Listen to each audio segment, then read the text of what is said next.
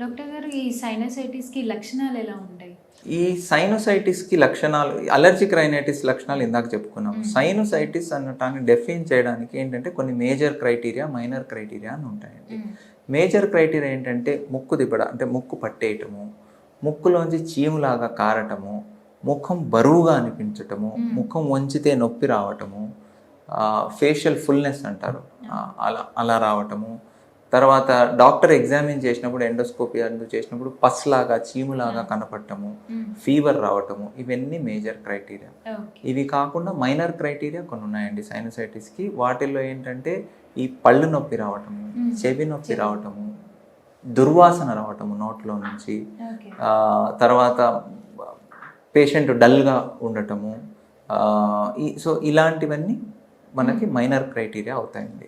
So ఈ major criteria, minor క్రైటీరియాని base చేసుకొని మనం సైనోసైటిస్ అంటే 2 మేజర్ క్రైటీరియా, 1 మైనర్ క్రైటీరియా ఉన్న సో అలా సైనోసైటిస్ని డిఫైన్ చేయడానికి ఉంటుంది. అసలు ఈ సైనసైటిస్ ఎలా వస్తుంది? సైనసైటిస్ మోస్ట్ ఆఫ్ ద కేసెస్లో సైనసైటిస్ అనేది ఎలా వస్తుందంటే ఈ వైరల్ ఇన్ఫెక్షన్ వస్తుందండి. ఎవరో తుమ్ముతారు, లేదా తుమ్మిన చెయ్యి అడ్డం పెట్టుకొని ఆ చెయ్యితో ఏదో హ్యాండిల్ పట్టుకుంటారు, ఇంకొకరు ముట్టుకుంటారు, మళ్ళీ వాళ్ళ ముక్కు మీద పెట్టుకుంటారు. వైరల్ ఇన్ఫెక్షన్స్ వెరీ కామన్ అండి.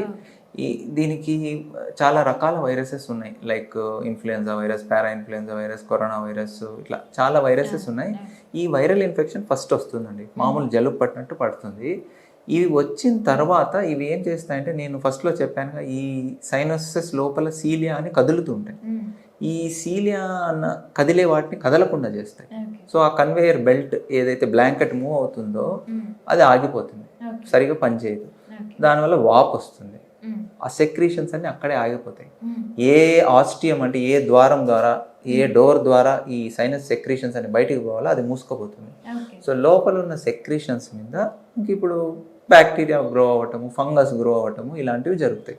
సో తద్వారా సైనోసైటిస్ అనేది స్టార్ట్ అవుతుందండి. ఈ సైనసైటిస్కి ట్రీట్మెంట్ ఎలా చేస్తారు? సైనోసైటిస్కి ట్రీట్మెంట్ యూజువల్గా నేను చెప్పానుగా వైరసెస్ వల్ల ఎక్కువ సైనోసైటిస్ వస్తుందండి.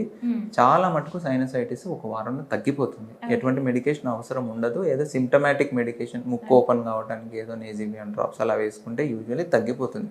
ఒక హెడేక్ అలా ఉందంటే పారాసిటమాల్ వేసుకుని తగ్గిపోతుంది వైరల్ ఇన్ఫెక్షన్. అలా తగ్గట్లేదు, లేదా పచ్చగా బ్యాక్టీరియల్ సైనోసైటిస్ పట్టి పచ్చగా ముక్కు నుంచి చీమిడి వస్తుంది, లేదా ఇంకా ఏమైనా హెడేక్ అవి ఎక్కువ అవుతున్నాయి, అలాంటి సిమ్టమ్స్ ఉన్నప్పుడు డెఫినెట్గా మనము యాంటీబయాటిక్స్ ఇచ్చి సైనోసైటిస్ని ట్రీట్ చేయాల్సిన అవసరం ఉంటుందండి. And first line of antibiotic యూజువల్గా మేము అమాక్సిలిన్ క్లావియోనిక్ యాసిడ్ అని ఇస్తాము. అవి కాకుండా ఇంకా సెఫ్లోస్పోరిన్స్ అని, మ్యాక్రోలైడ్స్ అని వేరే డ్రగ్స్ కూడా చాలామంది డాక్టర్స్ వాడుతుంటారు. సో తగ్గట్లేదు, వారం 10 రోజులైనా ఇంకా సిమ్టమ్స్ ఉన్నాయి సైనోసైటిస్వి, పేషెంట్ కండిషన్ ఇంకా వర్సన్ అవుతుంది, అప్పుడు డెఫినెట్గా యాంటీబయాటిక్ ట్రీట్మెంట్ అనేది స్టార్ట్ చేయాలండి. యాంటీబయాటిక్ ట్రీట్మెంట్తో పాటు ఇప్పుడు లేటెస్ట్ గైడ్లైన్స్ ఏంటంటే సలైన్ నేజల్ స్ప్రేస్. మనం ఈ సలైన్ అనేది ముక్కులో స్ప్రే లాగా వేసుకుంటే ఈ అట్టలట్టలుగా గట్టిగా ఏవైతే సైనస్ లోపల నుండి బయటికి వస్తున్నాయో అవన్నీ కొంచెం మెత్తబడి ఈజీగా బయటికి చీదేయటానికి హెల్ప్ చేస్తాయి. అండ్ స్టిరాయిడ్ నేజల్ స్ప్రేస్ కూడా ఇప్పుడు అన్ని రకాల సైనసైటిస్లో ప్రూవెన్ అండి, FDA అప్రూవ్డ్. ఈ స్టిరాయిడ్ నేజల్ స్ప్రేస్ వల్ల మనకి బాడీలో ఎటువంటి సైడ్ ఎఫెక్ట్స్ ఉండవు. మైక్రోగ్రామ్స్లో ఉంటుంది స్టిరాయిడ్ నేజల్ స్ప్రే. సో అవి లోకల్గా ఉన్న ఇన్ఫ్లమేషన్ని, వాపుని తగ్గించి సైనసైటిస్ త్వరగా తగ్గటానికి దోహదపడుతుంది. డాక్టర్ గారు, ఇప్పుడు సైనసైటిస్ సివియర్గా ఉంటే యాంటీబయాటిక్స్ ఇస్తామన్నారు కదా, అలా తీసుకున్న వాళ్ళు ఎటువంటి జాగ్రత్తలు తీసుకోవాలి? సైనసైటిస్ ఉన్న వాళ్ళు బేసికలీ ఈ చల్లటి పదార్థాలు ఇవన్నీ అవాయిడ్ చేయాలి. తలస్నానం చేస్తే వెంటనే హెయిర్ డ్రై చేసుకోవడం ఇలాంటివి చేయాలి. యూజువల్లీ ఒక 3-4 డేస్ వర్క్ ఆఫ్ తీసుకుంటే బెటర్, ఎందుకంటే వీళ్ళు వెళ్ళి మళ్ళీ వేరే వాళ్ళకి అంటించే అవకాశం ఉంటుంది.